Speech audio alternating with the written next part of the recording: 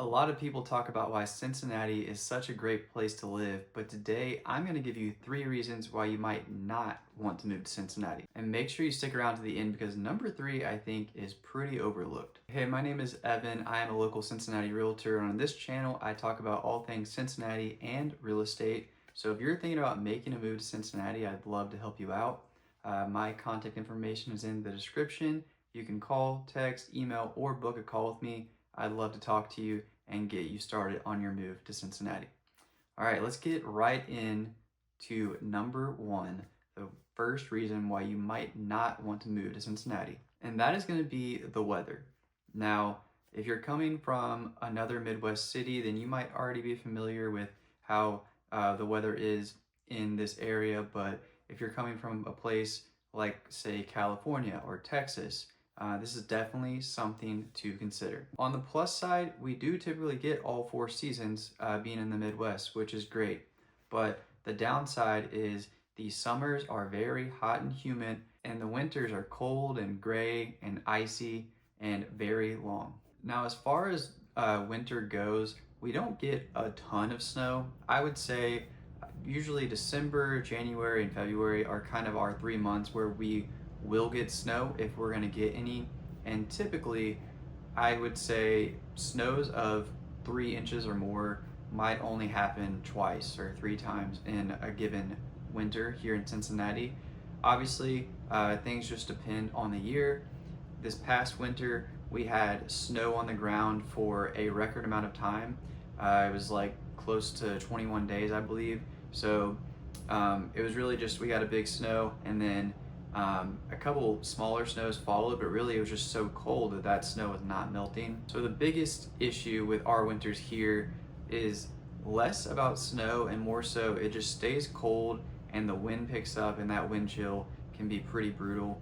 But if you're coming from a place where you get that lake effect like a Chicago or even a Cleveland, you're probably already used to that, so it won't be much of a change for you. All right, and moving on to reason number 2 why you might not want to move to Cincinnati, and that is going to be the lifestyle and really the economy as a whole here. So again, if you're coming from a big city and you're someone who wants a lot of action, Cincinnati may not necessarily offer that for you.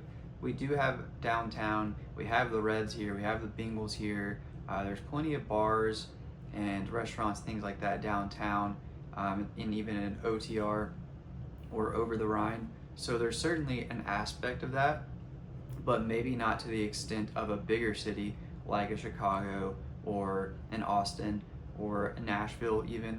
So if that's something you're after, you might be disappointed when you come to Cincinnati and you're looking for something like that. I would also say, depending on the job sector that you're in, we don't have a ton of job opportunities in things like tech, for instance. However, we do employ a lot of, I would say, doctors and nurses, well, really just healthcare professionals in general, with having UC Health, Tri Health, Good Samaritan, Cincinnati Children's, of course. And we also have some bigger companies headquartered here like Kroger and Procter & Gamble as well.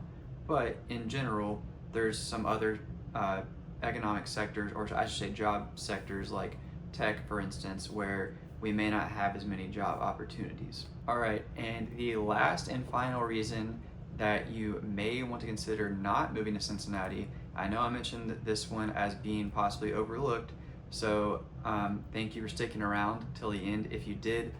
Number 3 is the limited public transportation here in Cincinnati. So Cincinnati is not very set up for a lot of public transportation or even walking. Once you get downtown and you get to the banks or you're in over the Rhine, yes, you can walk from one bar to another or a restaurant to another, or you can walk half a mile from a certain section of the banks to the Bengals games.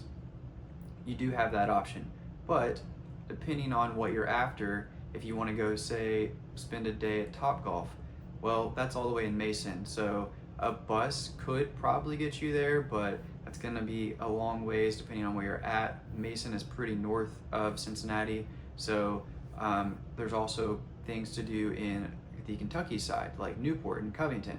So I would say having at least one reliable car, and depending on your family size, maybe even 2 or 3, is going to be very important here in Cincinnati to get from neighborhood to neighborhood. All right, so should you just avoid Cincinnati altogether and not move here?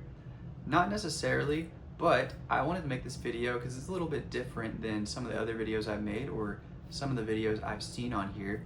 If you're curious about reasons to move to Cincinnati, I will link that video right up here, one of these sides. I will link that video for you so you can learn more about Cincinnati and the positives here. And if you're considering to move to Cincinnati, I'd love to help you out. Again, my name is Evan. I am a local realtor, so I'd love to walk you through what that looks like for you. My contact information is in the description. If you enjoyed the video, first of all, I want to say thank you for watching, and consider giving this video a like and subscribing for more content like this. Thank you so much for watching.